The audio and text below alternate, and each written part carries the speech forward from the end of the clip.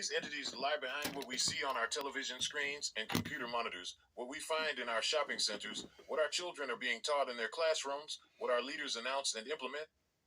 Could they lie behind the current events, news, and movements of our times, and behind what is even now influencing our lives without our realizing it?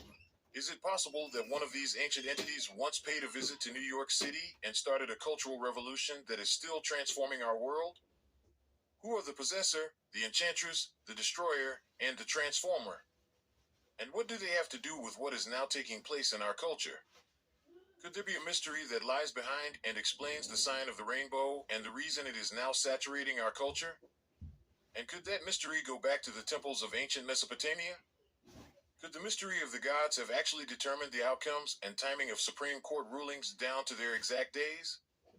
Is it possible that the dynamics of ancient mythology have actually played out in our public squares and on our city streets in real time? Could these gods or beings actually be the unseen movers and catalysts of modern culture?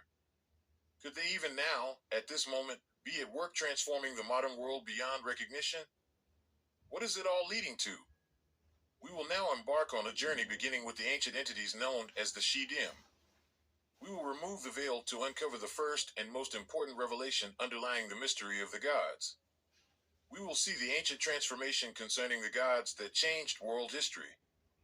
We will open up a 2,000-year-old warning involving a house of spirits and what it foretells concerning the modern world. We will then see how the gods of the ancient mystery have come into our world. We will uncover the Dark Trinity and how it has changed our culture. We will reveal how the gods are working and moving in all that is taking place around us, how they are initiating social upheavals and cultural revolutions, indwelling our politics, transforming our world, and even our lives. Finally, we will open up the meaning and significance of it all, what it portends, what it will lead to, and what we need to know and do in light of it. A warning, the mystery revealed in this book will touch the sacred cows of our culture and age. It will broach that which is deemed unbroachable, speak that which is judged as unspeakable, question the unquestionable, and reveal that which has not yet been revealed. It will address the most radical and controversial issues of our time, the front lines of cultural upheaval, the catalytic forces that are now transforming society, civilization, history, and life as these have been known. As it progresses, the mystery will become more intense and more explosive. Thus, the latter part of the revelation will be even more so than the first.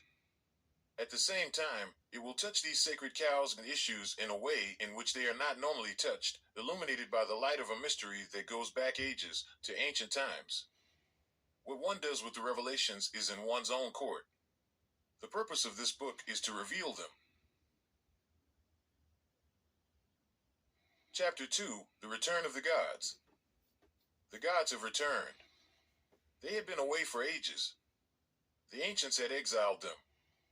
They wandered the barren and desolate places, the deserts and wildernesses, the alleyways and ruins, the graves and sepulchres. They haunted the underground, the dark realms of the forbidden, the taboo, and the dead. They inhabited the shadows of the outer darkness.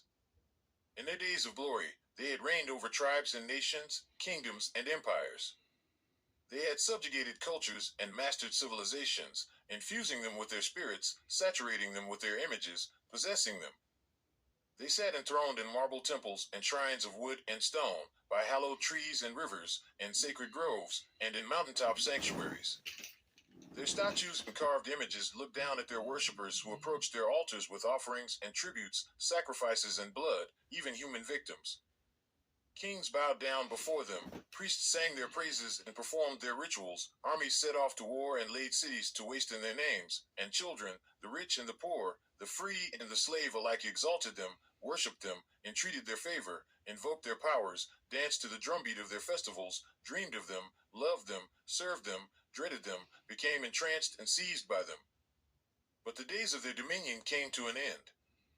They were expelled from the high places, banished from the palaces of kings, driven out of the public squares, cast out of their temples, and removed from the lives of their subjects. Their groves were neglected, their shrines abandoned, their altars left in disrepair, and their sanctuaries in ruins. No longer were they worshipped or feared. No longer were their hymns sung, their festivals partaken in, or their holy days observed. No longer were they believed in. The gods were sent into exile. In time, they became memories, echoes, and phantoms. And then they were forgotten. In the days of their absence, kingdoms had risen and fallen, nations had disappeared, an empire had collapsed, and a new civilization had been born. The world they had left had disappeared. In its place had risen another that was altogether foreign to them. In their absence, man had charted the earth, vanquished nature, dissected the fabric of life, and codified the universe. The forests were no longer enchanted, the shrines were no longer sacred, and nature was no longer magical. The scientist now wore the mantle of the prophet, and the garments of the priests had been replaced by lab coats. The world had been disenchanted. It was then, having